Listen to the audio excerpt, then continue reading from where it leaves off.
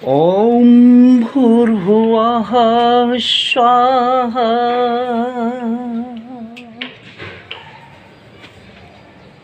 स्वः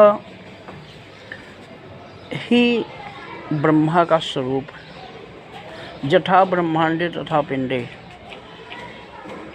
ओम सबकी आत्मा है। भूर माने ब्रह्मा, ब्रह्मांड, आकाश। ओम भूर भुवः माने विष्णु, सबकी सांस, आकाश प्रकाश, और सांस विष्णु, धरती यानी आत्मा शिव। ब्रह्मा विष्णु महेश तीनों पावर सबकी आत्मा है। राम और कृष्ण, शिव जिसका ध्यान किए, हनुमान जिसका ध्यान किए, भूर्भुवः स्वः तत्सवितुर्वरेण्यं भर्गो देवस्य धीमहि धियो न प्रचोदयात्। ओम ही है भूर्भुवः स्वः।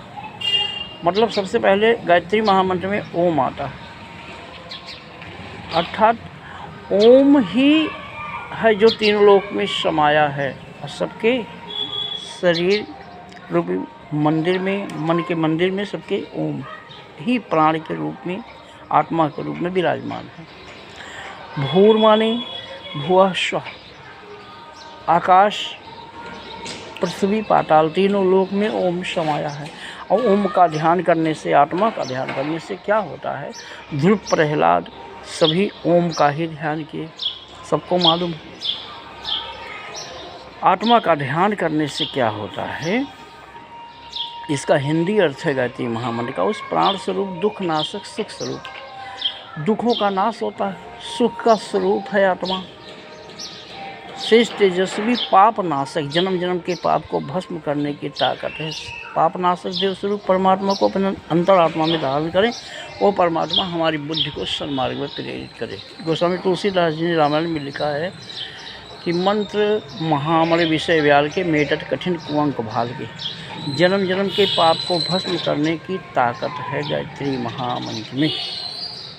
ये महामणि है, उसी व्याल सर्प की मणि की तरह जो इसका ध्यान करता है, माँ गायत्री उसकी रक्षा करती है। मेटत कठिन कुअंक भाल के, जन्म जन्म के पाप को भस्म करके स्वच्छ पवित्र बना के आत्मा और परमात्मा का दर्शन कराने की ताकत है गायत्री महामंत्र में। ओम भूर्भुवः स्वः।